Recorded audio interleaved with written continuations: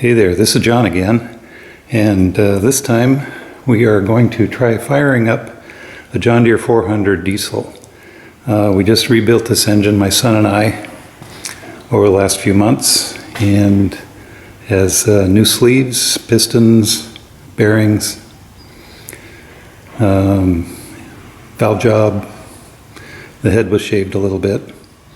So it's all back together. I just finished filling the radiator up. Check the oil to make sure it's got oil in it.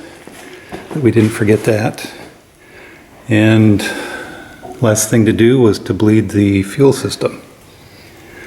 So that was a joy. You have to open fittings and crack nuts and do a whole bunch of different things. And finally, I think we got fuel all the way to the injectors.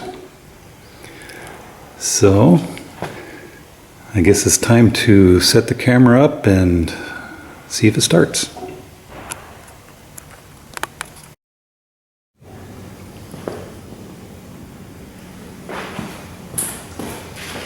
Hey there.